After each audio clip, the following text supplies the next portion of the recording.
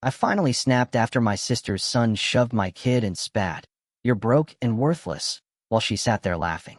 You ever have that moment? That single, excruciating instant where something inside you just snaps? Where years of quiet resentment, of being taken for granted, of just tolerating disrespect, finally burst into a white-hot fury you can't contain. Because that's what happened to me. My sister's son, a kid I'd poured money and effort into for years, looked my sweet daughter in the eye, shoved her, and sneered, "You're broke and worthless." And my sister? She just sat there, laughing. That was it. That was the day I walked out and unleashed a reckoning 7 years in the making. Hey everyone, Parker here. I'm 38, and for way too long, I was my family's personal ATM, their on-call savior. The guy who got those panicked 11 p.m. calls, the one everyone just expected to show up, fix things, and silently foot the bill. I work as a network systems administrator for a hospital. Sounds boring, right? But it pays the bills, covers the mortgage on our little suburban house, a house my wife, Eva, and I worked our tails off for, eating rice and beans twice a week for 8 years to save up for. Eva and I have a 10-year-old daughter, Trixie. She's just incredible. The kind of kid who'd rather get lost in a book than stare at a screen, who organizes her bookshelf like a library, who asks a million questions and actually listens to the answers. She's my world. We live about 40 minutes from my parents, far enough to have our own life, but apparently close enough for my sister, Ethel, to still expect me to jump every time she snapped her fingers. Ethel is 34, for years younger than me, but she's always carried this air of entitlement, like the world owes her everything. She's brilliant at making herself the victim or the hero, whatever gets her the most sympathy. Her son, Brian, is 14 now. He's essentially a smaller, meaner echo of his mother, with even less self-control. Ethel drives a white BMW X3, leased of course, a detail she conveniently leaves out when she posts photos online with captions about treating herself because she deserves it. Those lease payments? Yeah, they came from an account I set up 4 years ago. She called me, sobbing, saying her credit was trashed, she couldn't get approved for anything, and she just needed reliable transport for Brian and her job. I co-signed. Then, when she missed the first 3 payments and my credit score started taking hits, I started making them myself. Every single one. Here's the thing about Ethel. She's not dumb. She's actually incredibly shrewd. She knows exactly how to frame a request, how to make you feel like a monster for saying no. She knows how to make promises she'll never keep, and how to turn you into the bad guy when you finally catch on. My parents? They practically worship her. Always have. She was the baby, the only girl after 3 boys. She got the princess bedroom, the sweet 16 party, tears at her wedding. I got a handshake at my college graduation and a $20 bill and a card. When Ethel announced her pregnancy at 19, my parents threw her a baby shower that cost more than my entire wedding. Last year, when I got promoted to senior administrator, my mom's first question was if that meant I could help Ethel with her car insurance. That's just how it's always been. Ethel takes, I give, and everyone pretends it's normal. It started 7 years ago, after her divorce. She called me a total wreck, or at least, she sounded like one. Her ex had left her with nothing. She just needed help getting back on her feet, she said, just until I figure things out. I believed her. That, my friends, was my first monumental mistake. It started small, electricity bills, groceries, Brian's school supplies. Then the requests ballooned. A better apartment? Could I co-sign? A real estate license? Could I cover the course fees? A car? Down payment help? She always knew when to ask, too. Right after I got a raise, or booked an anniversary trip, or, like clockwork, Brian suddenly needed braces. Each time, she promised she'd pay me back. Now, I'm not completely stupid. After the first year, I started making her sign promissory notes. Actual legal documents. Loan agreements with repayment terms, interest rates, and my buddy Anton, a paralegal, witnessing the signatures. Anton always said the notes were solid, but collecting would be a nightmare if Ethel decided to fight. I always brushed him off. She's family, I'd say. She'll pay me back eventually. I tried bringing up repayment once, about 3 years in. Ethel burst into tears, accused me of not trusting her, and then didn't speak to me for 2 weeks. My mom called, told me I'd upset her. I apologized, kept paying, and never brought it up again. Over those 7 years, I gave Ethel a staggering $47,000 in direct financial aid. Another $31,000 in documented loans with those signed agreements. I made $23,000 in car payments on her car. I paid $18,000 toward Brian's private school because Ethel insisted public schools were too dangerous. Plus insurance, utilities, dental work, a laptop, furniture, and about a dozen other emergencies that always coincided with her posting photos from expensive restaurants. The total damage? Roughly $119,000. I sat with that number one night, calculating it for the first time. Made a spreadsheet, like the professional nerd I am. Added it up 3 times because I didn't believe the first 2. That's a lot of money. That's college funds, retirement savings, vacations we never took, the kitchen renovation Eva always wanted, the new roof we needed, the reliable second car we kept putting off. It was Trixie's college account, cut in half. And meanwhile, Ethel was posting Instagram stories about treating herself because she deserved it. I never said anything. Never confronted her. Just kept making the transfers, telling myself it was temporary. And what did I get in return? Not a single dollar of repayment. Not even a shred of genuine gratitude. Just Sunday dinners where my parents gushed about Ethel's real estate career taking off, while I sat there, knowing I'd funded her license, her marketing, her first 3 months of desk fees. I got Brian looking at my daughter like she was beneath him. Then came the Sunday dinner that changed everything. It's a family tradition, Sunday dinner at my parents' house. My mom cooks, my dad holds court, everyone shows up and plays their part. That particular Sunday, Eva couldn't make it. Her mom was in town, needed help with appointments, so it was just me and Trixie. We got there on time. Ethel and Brian were already there, settled. Ethel was glued to her phone, barely glanced up. Brian was blasting some game, sound effects echoing through the dining room. My mom had made her famous mac and cheese casserole, the one for special occasions, and set the table with the fancy dishes. But I immediately noticed something. Only 4 place settings at the main table. Trixie and I were directed to a smaller, rickety side table near the kitchen. Like an afterthought. My jaw tightened, but I held my tongue. Trixie, bless her heart, didn't seem to notice. She just pulled out her book, a fantasy novel she was rereading for the 3rd time, and got lost in it. That kid could disappear into a story like nothing else existed. My mom came over, fussed with the tablecloth, and chirped about how cozy it was, sitting by the kitchen, like we were guests at someone else's party instead of family. Dinner started normally enough. Dad droned on about golf. Mom fawned over Brian, asking about school, friends, offering more casserole. Ethel talked about her latest real estate deal, dropping inflated numbers and details that didn't quite add up. I just ate, watched Trixie read, and counted the minutes until we could leave. Then Brian got bored. He stood up, wandered over, and snatched the book right out of Trixie's hands. Just grabbed it, mid-sentence, and held it up like a trophy. What is this baby garbage? Dragons and princesses? Are you 5? Trixie's face went scarlet. She reached for the book, but Brian shoved her shoulder, hard, knocking her back into her seat. He held the book higher, laughing. Then he dropped it on the floor.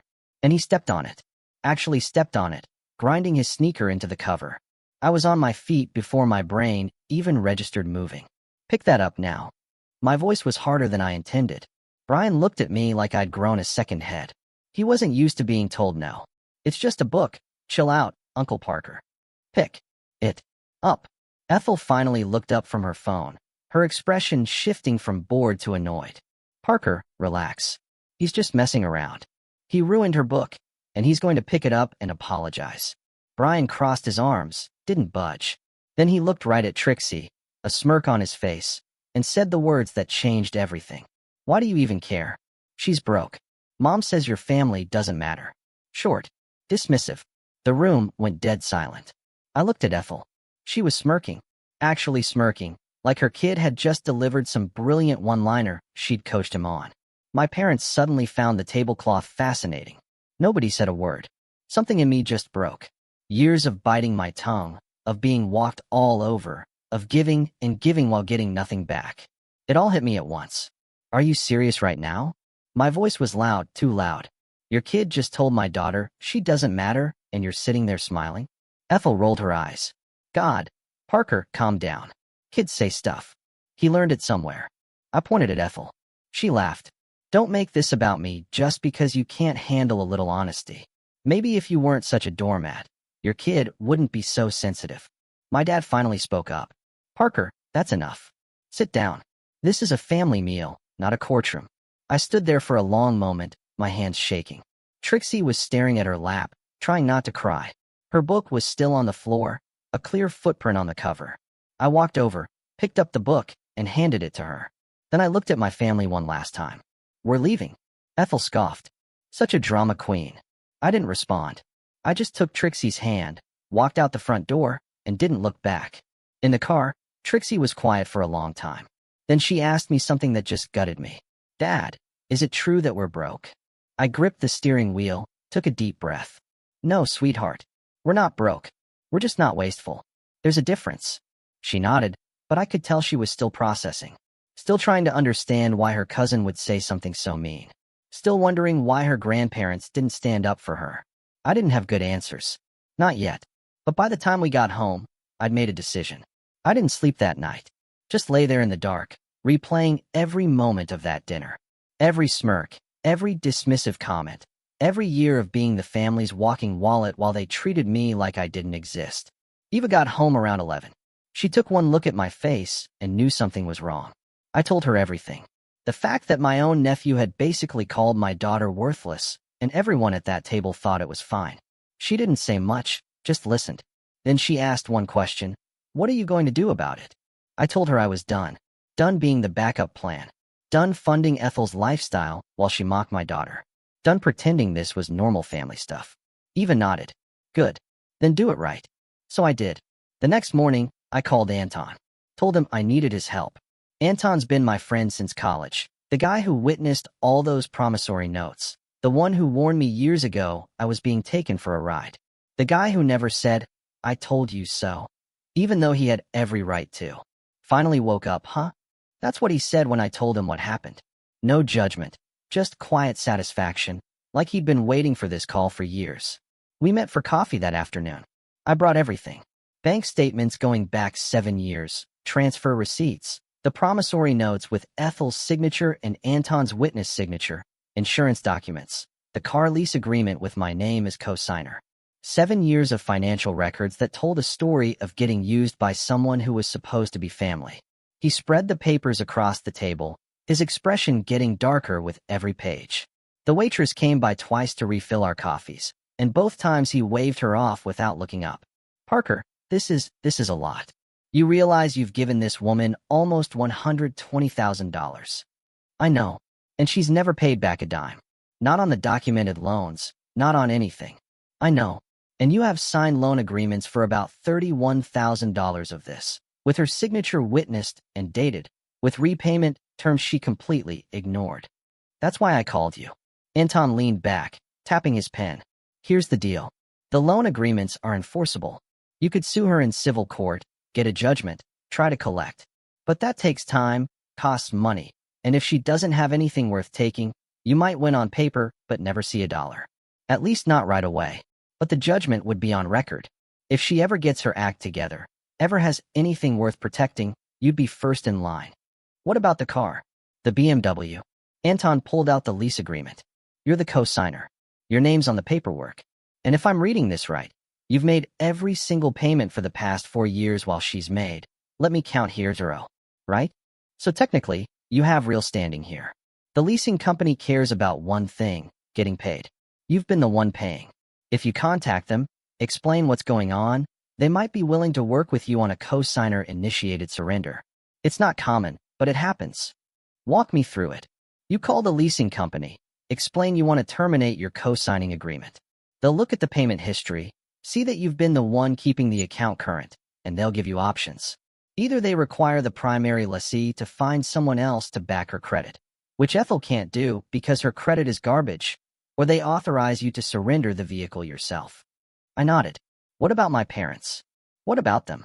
They've enabled this. They've watched her drain me for years and never said a word. Anton shrugged.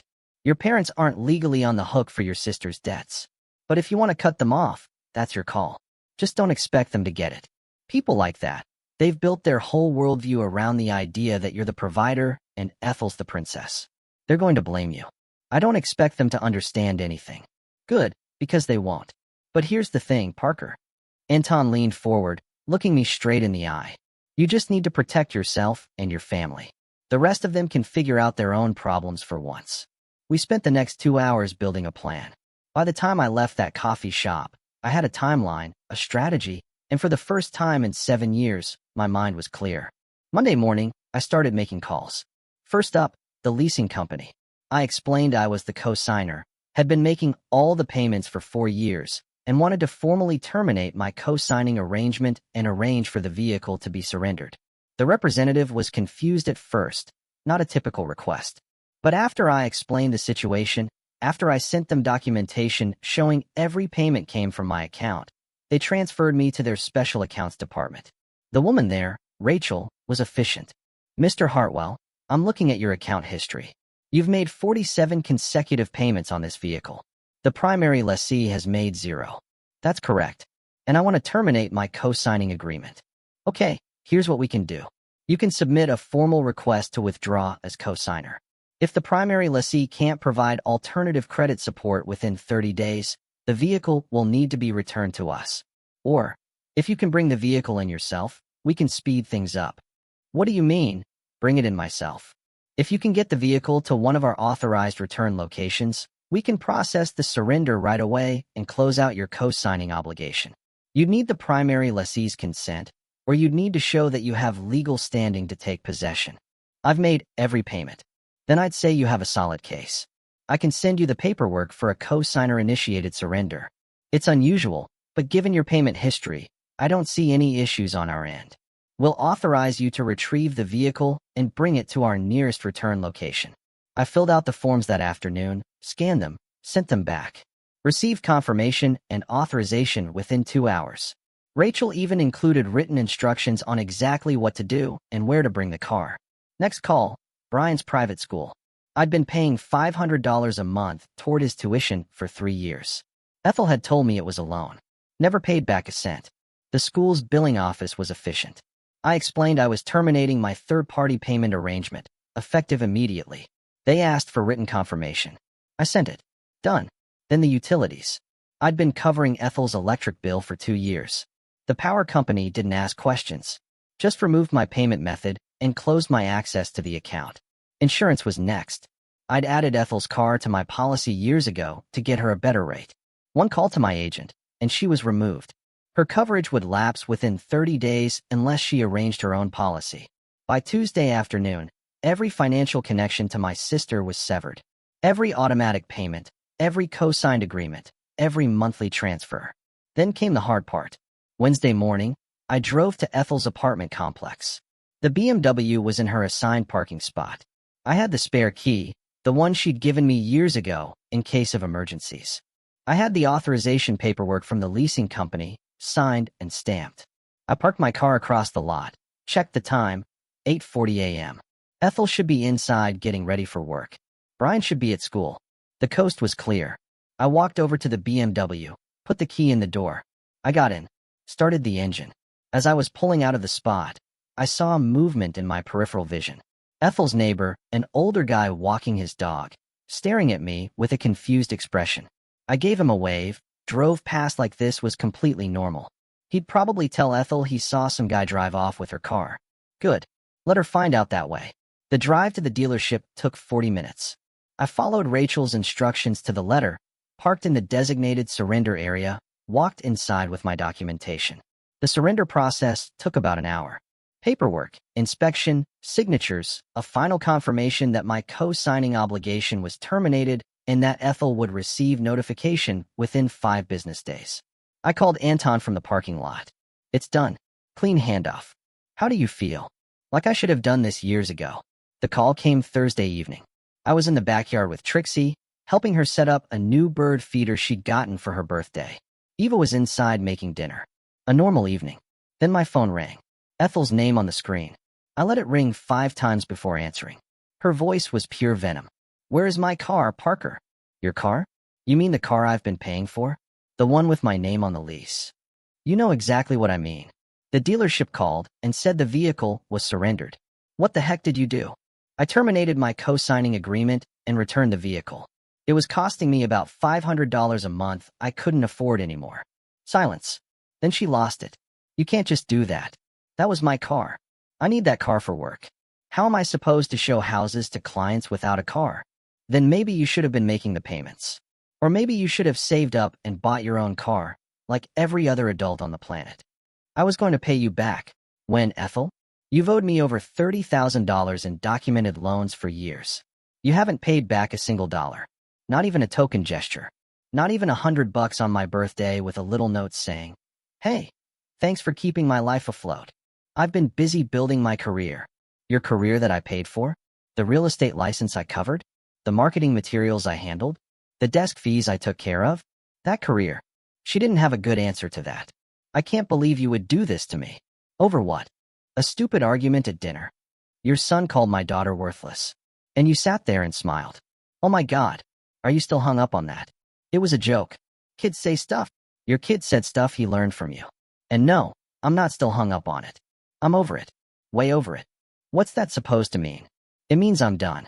The car is gone. The tuition payments are canceled. Your utilities are off my credit card. Your insurance lapses at the end of the month.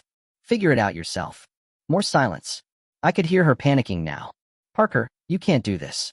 Mom and Dad are going to flip out when they hear about this. Good. Tell them how much I've given you over the past 7 years. Tell them about the loans you never paid back. Tell them how you've been living off me while calling me a loser behind my back. Brian doesn't come up with that stuff on his own. He learned it somewhere, and I'm done pretending I don't know where.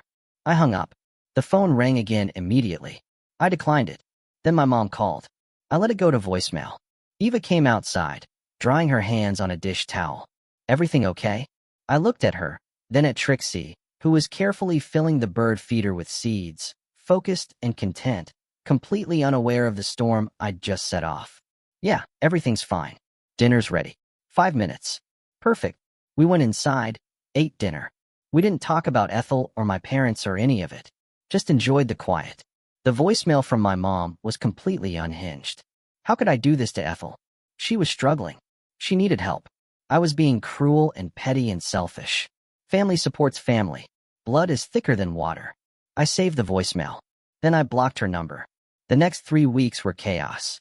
Satisfying, cathartic, totally predictable chaos. Without the BMW, Ethel couldn't keep up appearances. She had to borrow cars from friends, take ride shares to showings, explain to clients why she was suddenly arriving in an Uber instead of her own vehicle. Her business, which had always been more image than substance, started falling apart. One of her colleagues told a mutual friend that Ethel had shown up to a listing presentation in a borrowed minivan with Cheerios crushed into the floor mats and a car seat in the back. The clients went with a different agent. Then another listing fell through when she couldn't make the showing on time. Then a third when she showed up looking stressed and frazzled, nothing like the polished professional her marketing materials promised. Without my tuition payments, Brian got pulled from his private school mid-semester. Ethel tried to set up a payment plan, but the school required a deposit she couldn't cover. She tried negotiating. She tried crying. She even tried threatening to leave a bad review. None of it worked. He ended up at the local public school, which was actually fine, but Ethel acted like I'd sent him to prison. Brian apparently told his new classmates that he used to go to a much better school before his uncle ruined his life. He got into 3 actual fights the first month. One kid's parent even threatened to press assault charges. Ethel blamed me for that, too. She posted a long rant on Facebook about how the system fails single mothers. Conveniently left out the part where she'd been living on her brother's dime for 7 years while posting vacation photos. Without my utility payments, her power got shut off for 3 days before she could scrape together the deposit for a new account in her name. She had to stay with a friend until it got sorted. Posted something vague on social media about going through a difficult time and asking for prayers. One thing led to another. Without the car, her income dropped. Without income, she couldn't cover expenses. Without covering expenses, her credit got worse. She couldn't get a new car. A downward spiral that had been coming from the moment she decided to build her life on someone else's wallet. Anton kept me updated on the legal side. Ethel had consulted 3 different lawyers about the car situation, hoping to find one who'd tell her she had a case. All 3 said the same thing. I'd done nothing wrong. The leasing company had authorized the surrender. The cosigner who makes all the payments has standing to terminate. If anything, she was the one who'd potentially committed fraud by representing herself as capable of making payments she never intended to make. The promissory notes were another story. Anton filed the paperwork to convert them into formal judgments. Small claims for amounts under $10,000. Civil court for the larger documented loans. The process would take months, but the judgments would be on record. If Ethel ever got her act together, we'd be first in line to collect. She got served at her new apartment and apparently lost it in the hallway. A week later, she posted a cryptic message about knowing who your real people are. Comment section full of supportive messages from people who had no idea she owed me $31,000. Even a couple relatives piled in. Whatever. My parents tried to step in. They showed up at my house unannounced on a Saturday morning, my dad pounding on the door like he was serving a warrant. By the time I came downstairs, they were already in the living room. My dad pacing, face red. My mom perched on the edge of our couch, tears already flowing. "Parker, this has gone way too far. You need to fix this." I was still toweling off my hair. "Took my time. You watched your grandson humiliate my daughter and said nothing. Now I'm supposed to keep funding his mom's lifestyle. She's your sister. She's also someone who's taken $119,000 from me over 7 years without paying back a cent." Neither of them answered. My mom switched tactics. Tears drying up. "Fine. Maybe she should have been more grateful, but she's family. She needs help. Then help her.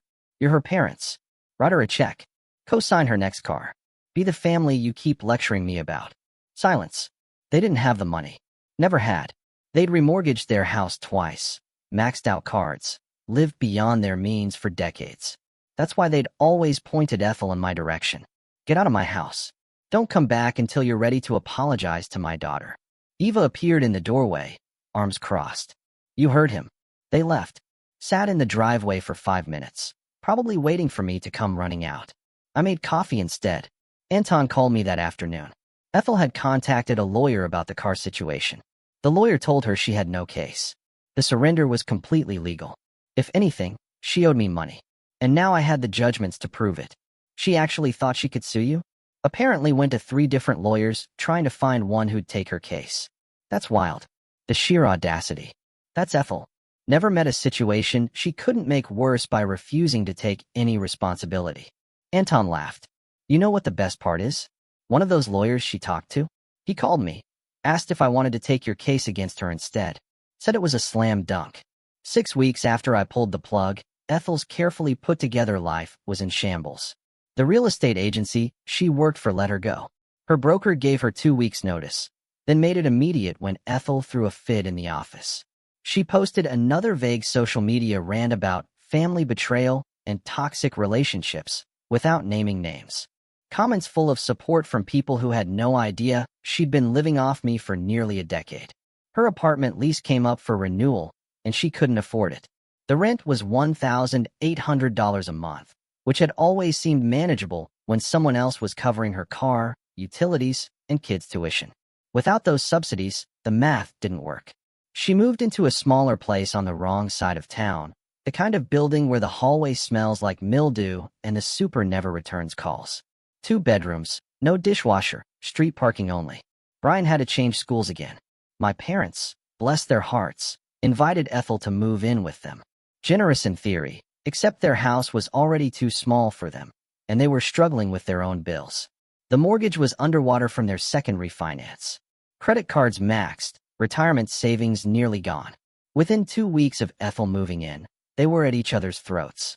3 adults and a teenager in a house meant for 2. Arguments about dishes and noise and personal space. My mom calling friends to complain about how hard her life had become. My dad spending more time in the garage just to get away from everyone. Ethel apparently crashed their car backing out of the driveway. Didn't have insurance because I'd stopped paying it. They had to Uber everywhere for a month. And of course, they blamed me. Started calling again, not to apologize, but to beg me to reconsider, to be reasonable, to think about family. I didn't take their calls. Anton helped me file the paperwork to formalize the outstanding loans. The judgments went through without contest because Ethel couldn't afford a lawyer to fight them. $31,000 in documented loans now officially on record. If she ever got her act together, ever had assets worth protecting, we'd be first in line to collect. Maybe I'd never see that money, but the principle mattered. The record of what she'd done and what she owed existed now, permanent and undeniable. Meanwhile, life got better for us. Eva and I finally started the kitchen renovation we'd been putting off for years. New countertops, new cabinets, a proper island with seating for 3. We took Trixie to the beach for a long weekend, her first real vacation since she was 6. We'd always said we couldn't afford it. Always said next year. Always prioritized being responsible over actually living. Trixie collected shells, built sandcastles, and asked me to read her book aloud by the campfire. I read the whole thing, every chapter. She fell asleep against my shoulder on the last night, and I just sat there watching the fire, feeling something I hadn't felt in years. Peace. I started sleeping better, stopped grinding my teeth at night. The dentist had been warning me about that for years, telling me I was going to crack a molar if I didn't get the stress under control. My relationship with Eva improved, too. We started actually talking again, not just coordinating schedules and managing logistics. We went on dates, just the two of us, like we used to before I became the family ATM. We laughed more. Trixie noticed the change. She started asking if we could do more family things. She stopped asking about Grandma and Grandpa. Stopped asking about Aunt Ethel. Kids pick up on stuff like that. Then, on a cold Tuesday evening in early February, Ethel showed up at my door. I was in the garage organizing tools, a weekend project I'd been meaning to get to for months. I heard a car pull into the driveway. Old sedan, dented fender, rust around the wheel wells. Engine making sounds no engine should make. She got out. She looked wrecked. Hair pulled back in a messy bun. Clothes wrinkled, probably slept in them. Dark circles under her eyes. The confident, polished woman who'd smirked at me across my parents' dinner table was gone. This was someone who'd finally run out of people to use. She walked toward the garage, arms wrapped around herself against the cold. I didn't invite her inside. Didn't even move from my workbench. Just watched her approach like I was watching a stranger. She started talking before she even reached me. "Parker, please. I know I screwed up. I know I should have been more grateful, but I'm drowning here. Mom and Dad can't help me anymore. I lost my job last week. Brian is struggling at his new school. He's been getting into fights. Blah, blah, blah." I let her rant, leaned against my workbench, arms crossed, face blank. "I'm asking for one more chance. Just help me get back on my feet. I'll pay you back this time. I swear. I'll sign whatever you want." She was crying now. The desperation was real. "No." Ethel blinked. "What? No. Parker, please. I'm begging you. I have nowhere else to go. Not my problem. I'm your sister. Not anymore." She wiped her eyes, her expression shifting.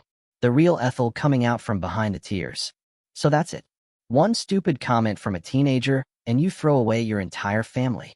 That comment showed me exactly what you think of me. Always have. I never." "Yeah, you did." She stared at me, searching for angles, for leverage, finding none. "Go home, Ethel." "Parker," she pleaded. "Leave now, or I will get you removed." She stood there for another moment, waiting for me to soften, to be the pushover she'd counted on for 7 years. I didn't. Eventually, she turned around, walked back to her car, and drove away. I watched until her tail lights disappeared. Then I went back to organizing my tools. Eva appeared in the garage doorway a few minutes later. She'd seen Ethel's car. "You okay?" I picked up a wrench, put it in its place. "Yeah." She was crying for help, but don't worry about it. She won't annoy us again. Eva nodded slowly and smiled. "Good." She went back inside. I finished organizing the garage. Then I turned off the light, closed the door, and went inside to help Trixie with her homework. She was working on a book report, her favorite fantasy novel spread across the kitchen table. The same book Brian had stepped on all those weeks ago. She'd kept reading it anyway. Kids are tough like that. The night was quiet. Our house was warm. My family was together. For the first time in 7 years, that quiet felt like pure, unadulterated peace.